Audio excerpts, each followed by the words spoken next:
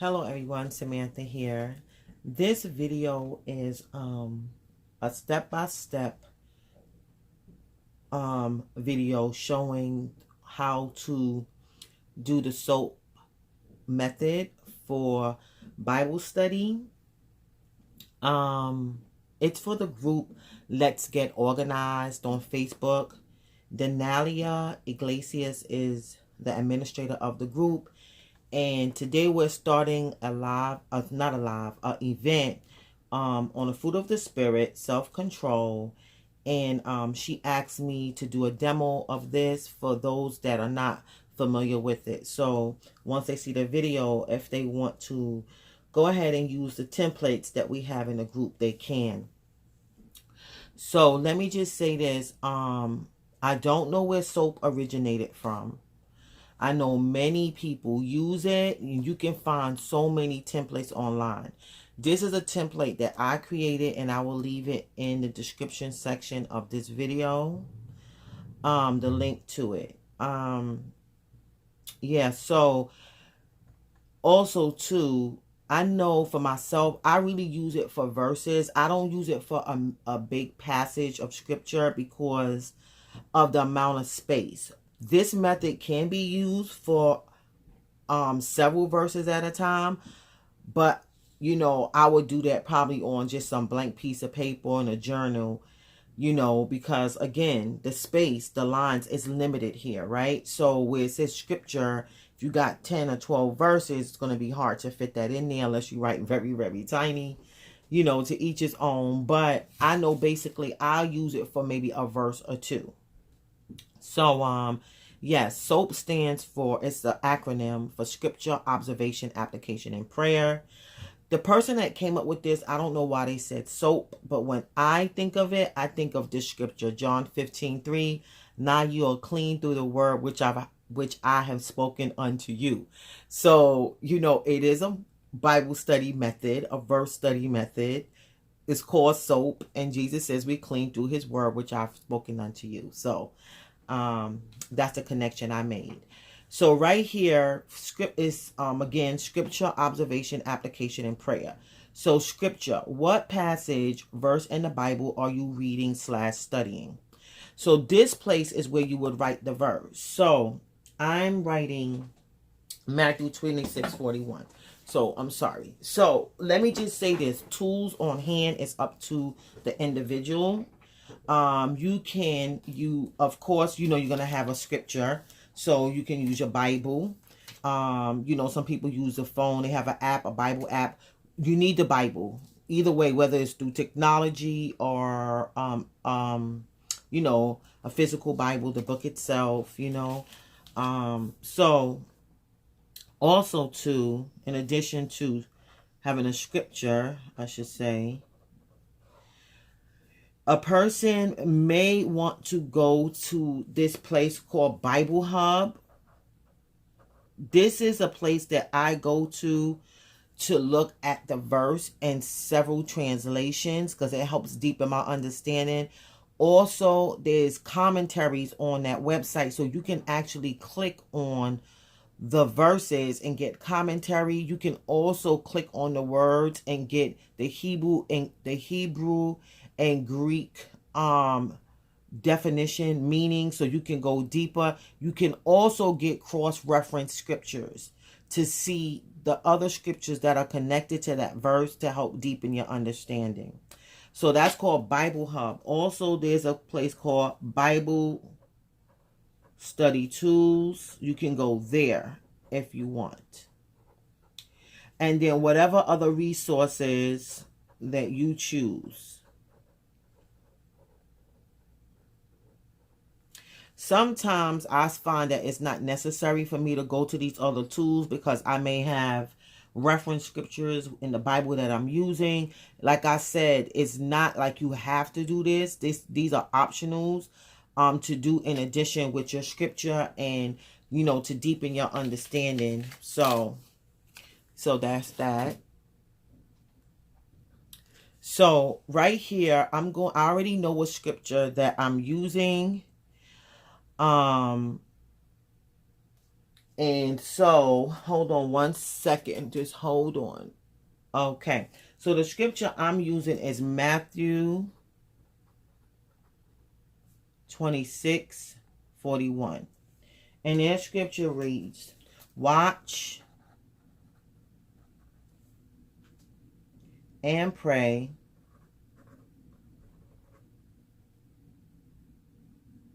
that ye enter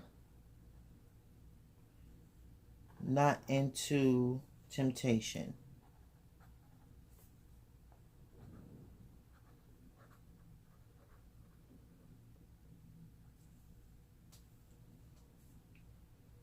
The spirit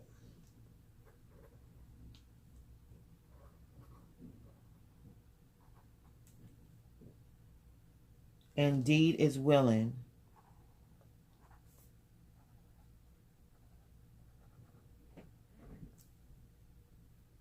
but the flesh is weak.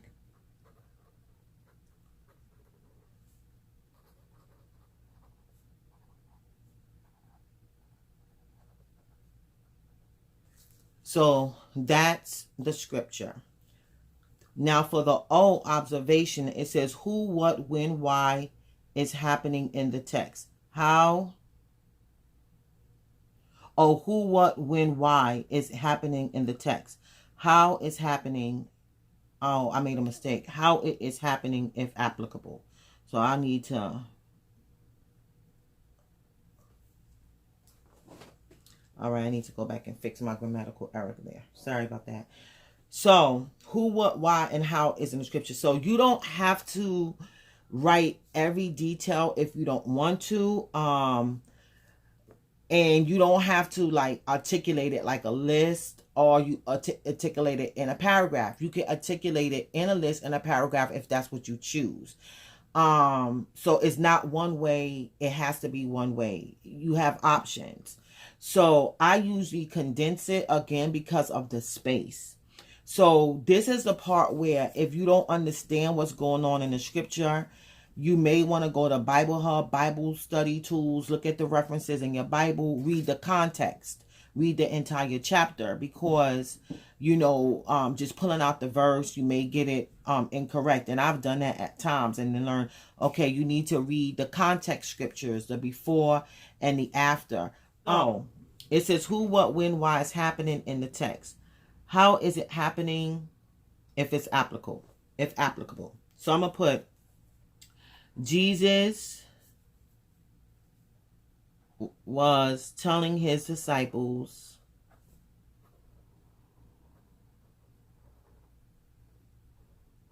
so it's like you're condensing it, right? Jesus telling his disciples to watch and pray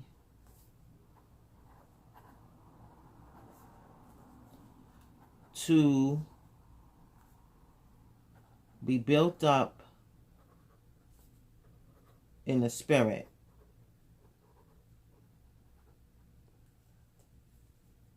They were all about to be tempted to deny him and their flesh was weak.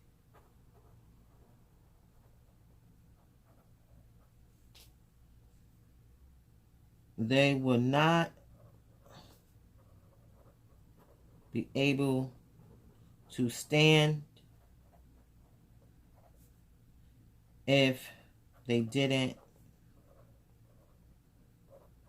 watch and pray. And I know that watch, be sober, be vigilant, okay? We can't be walking around like we don't know, we don't have a clue.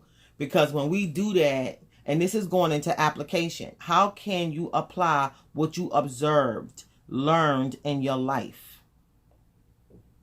Okay? I take this for myself. This means for me to be sober, be vigilant, be slow to speak, listen, discern by the Spirit of God, discern the season, discern what time is it, discern who's talking with you. Don't be like clueless or be unaware of the devil devices, because that's how he strikes. He likes to strike in our most vulnerable places, but he also know when we're not on our praying game. And I don't like to say game, like, they say be on your A game, but he knows when we're not praying. He knows. How can you apply what you observed, learned in your life? I am to be sober, because it says watch and pray. Sober, vigilant, listening. So I'm breaking down watch, listening, and discerning.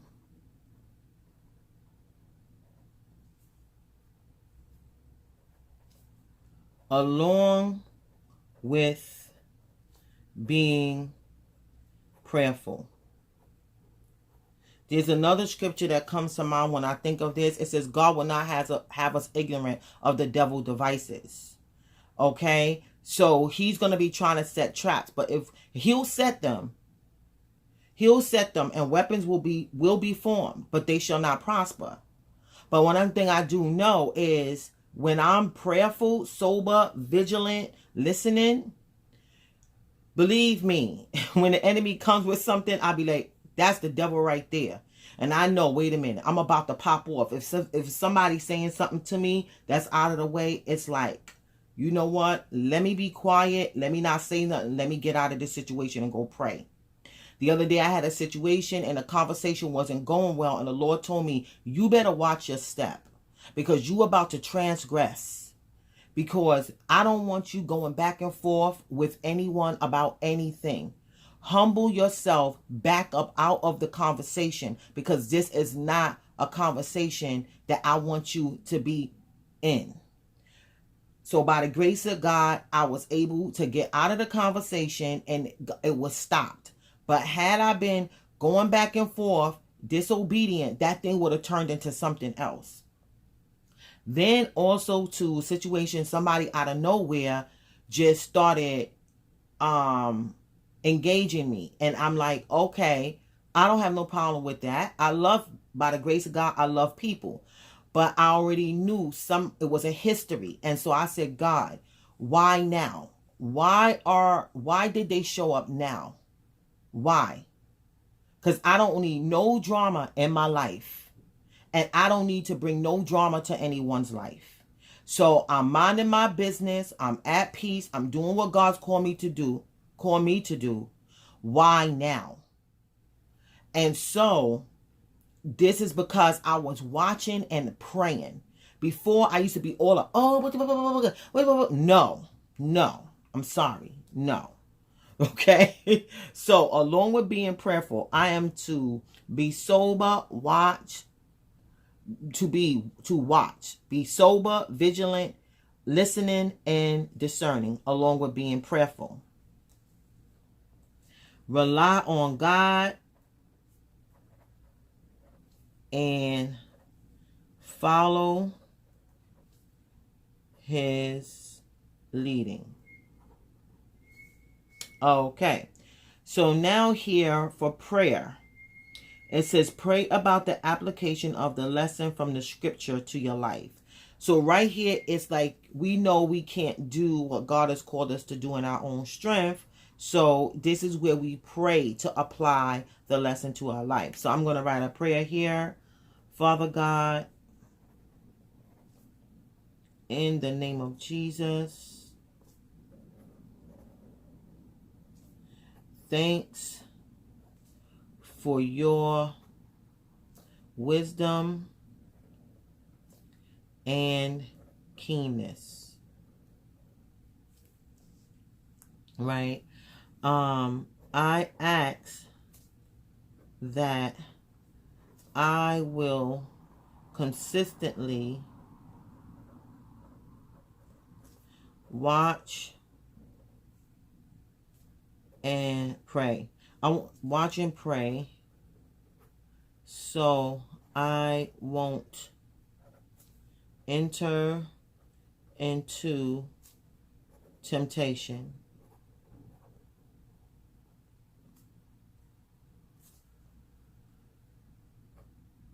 Please continue to strengthen me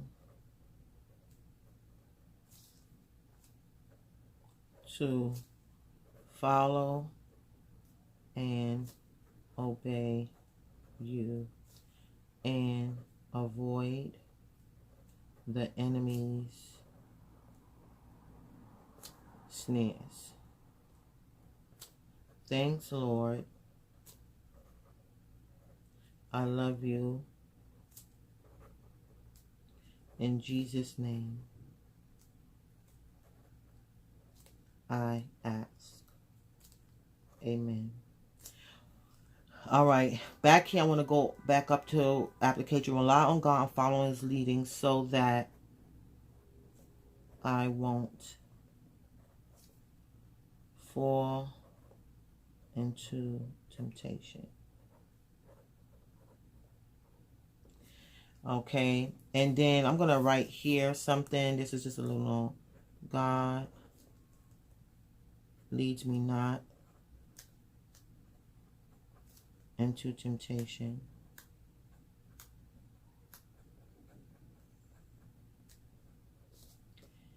He delivers me from evil.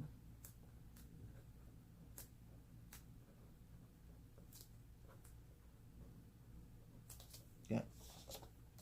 So there we go. Scripture, observation, application, and prayer. So I pray this helps. If you have any questions, let me see if I can make this a little smaller. No, it's as small as it could be. Maybe I can just pull it up some. Yeah. So if you have any questions, you can leave them in the comment section of this video. And I'll answer them the best way I know how. And yeah, so that's it. I want to say thanks for watching. I pray that God continues to keep you and bless you, and that if you do join in with us doing this event, this study on self-control, my prayer is that God will bless you and undergird you, as I'm praying that for all of us, and that we will grow in grace and the wisdom and the knowledge of our Lord and Savior Jesus Christ, in Jesus' name. All right, so thanks for watching. God bless you, and remember, Jesus loves you. Bye-bye.